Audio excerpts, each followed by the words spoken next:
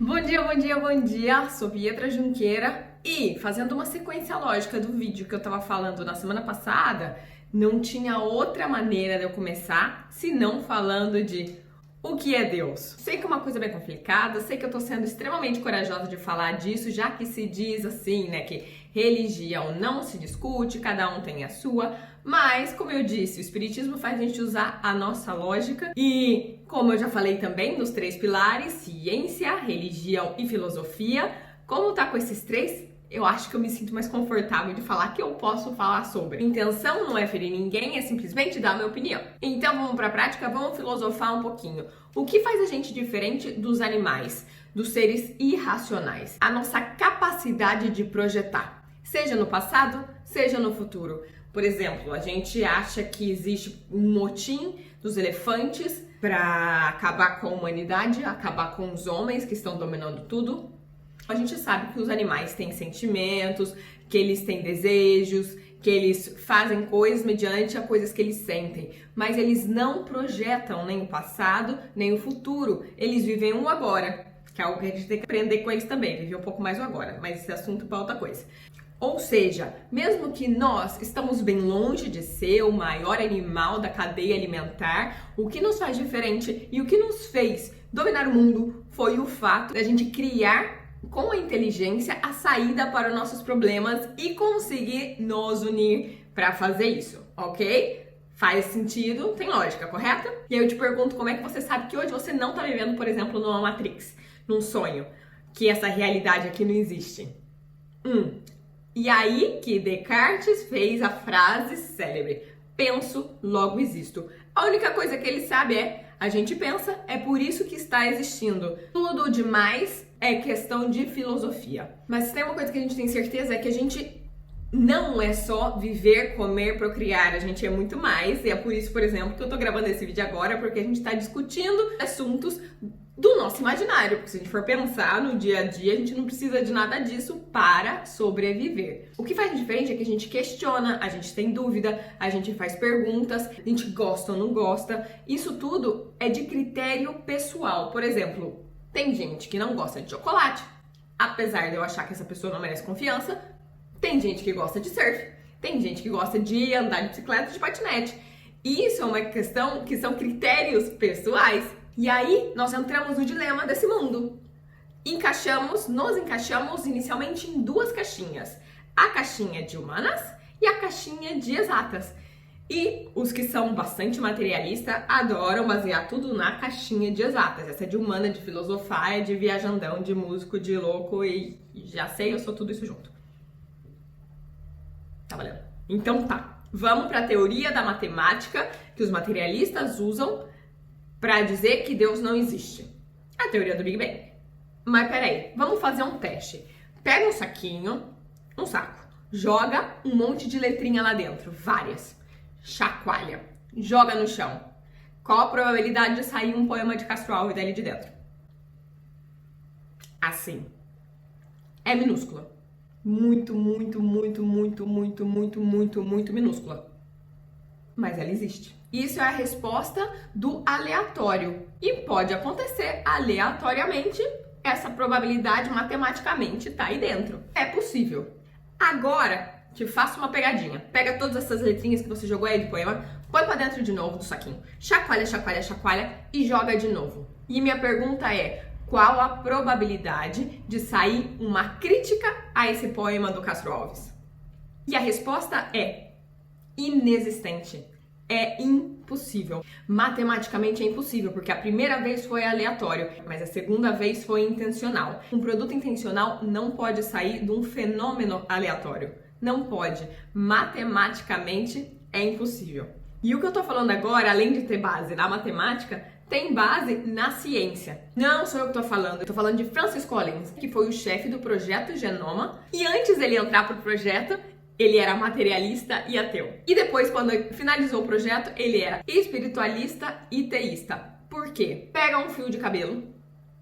Dentro desse fio de cabelo tem milhares e milhares de células. Pega uma célula. Dentro dessa célula vai no núcleo. E lá você pega o DNA.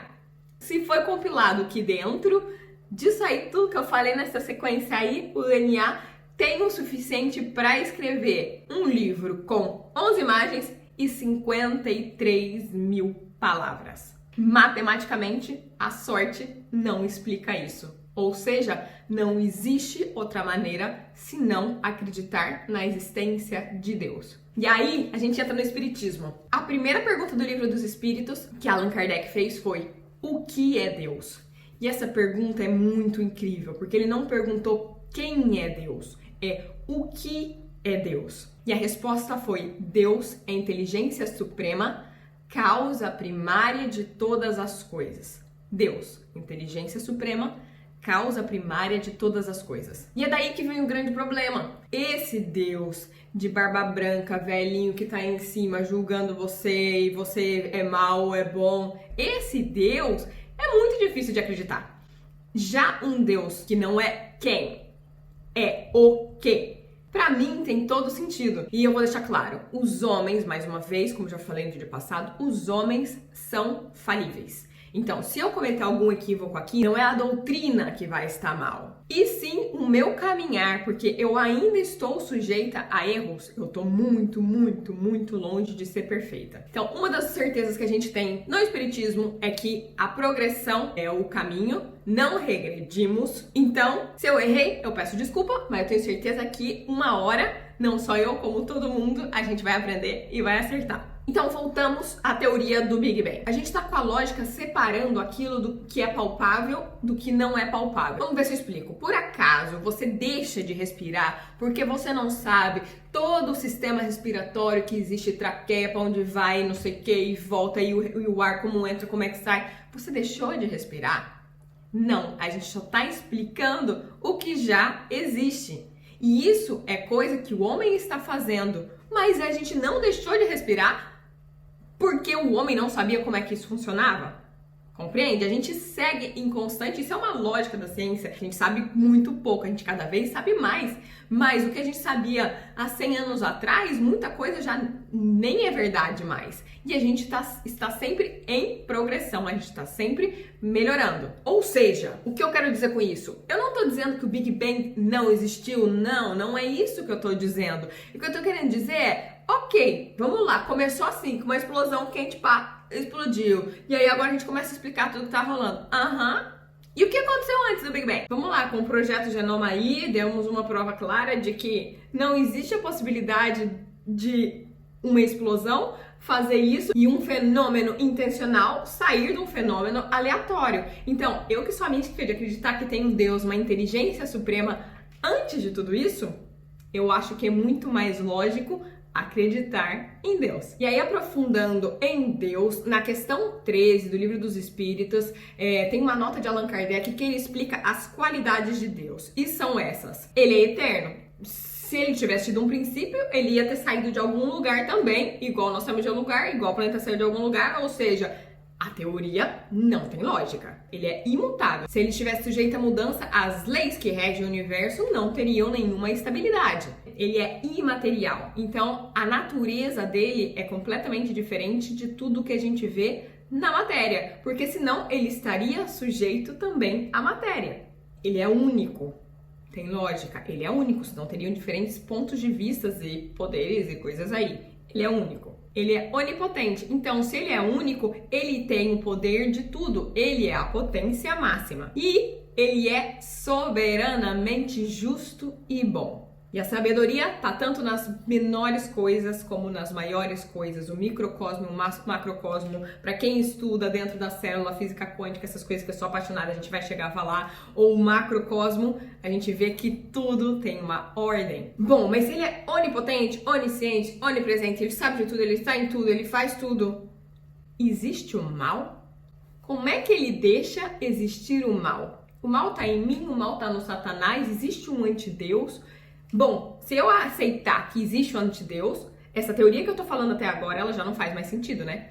Porque eu deixei claro que ele é único. Então, se existe outra força aí, que é o lado do mal, já não faz mais sentido. E esse é um conhecido paradoxo chamado de paradoxo de Epicuro, que os materialistas também usavam, que se existe Deus e ele é bom e existe o mal, não tem como ser bom e mal ao mesmo tempo. Então, significa que ele não existe, porque eu não posso negar que o mal existe. Ou podemos negar que o mal existe? Não podemos. E se a gente segue essa lógica do espiritismo, se ele é soberanamente justo e bom, tudo que acontece com você é bom. E o que você julga ser mal é bom pra você. Já me explico mais pra frente. E aí a gente entra no livro A Gênese, que também é da codificação do espiritismo, que Allan Kardec fala: pode-se dizer que o mal é a ausência do bem, como o frio é a ausência do calor. Não praticar o mal já é um princípio do bem. Deus somente quer o bem. Só do homem procede o mal. Se na criação houvesse um ser preposto ao mal, ninguém o poderia evitar. Mas, tendo o homem a causa do mal em si mesmo, tendo simultaneamente o livre-arbítrio e por guia as leis divinas, evitá-lo-á sempre que o queira. Quando nós nos afastamos do caminho do bem por nosso livre-arbítrio, por nossas escolhas únicas, nós decidimos se nós vamos progredir pelo caminho mais fácil ou pelo caminho mais difícil.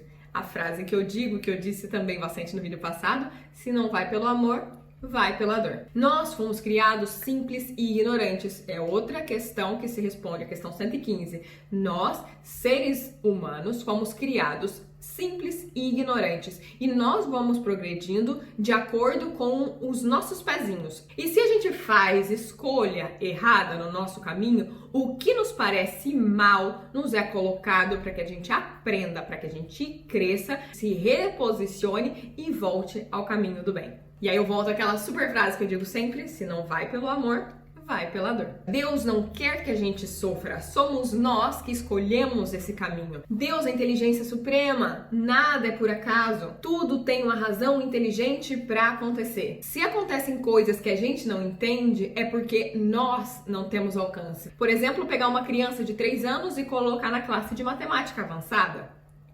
Como é que ela vai entender? Ela não tem alcance. É a mesma coisa com a gente. E isso tem muita lógica. E aí a gente volta para o Livro dos Espíritos na questão 10. Olha esse Allan Kardec, velho. Pode o homem compreender a natureza íntima de Deus? Não, falta-lhe para isso um sentido. 11. Será dado um dia ao homem compreender os mistérios da divindade? E a resposta: quando não mais tiver o espírito obscurecido pela matéria e pela sua perfeição, se houver aproximado de Deus, ele o verá e compreenderá. Para mim tem todo sentido. Se a gente olha a progressão tanto nossa como ser único, como a progressão da humanidade, a gente não volta atrás, ou simplesmente a gente vai voltar a deixar de viver num mundo com internet. A gente pode melhorar. E aí ele segue: a inferioridade das faculdades do homem não lhe permite compreender a natureza íntima de Deus. De novo, a inferioridade das faculdades do homem não lhe permite compreender a natureza íntima de Deus. Na infância da humanidade, o homem o confunde muitas vezes com a criatura.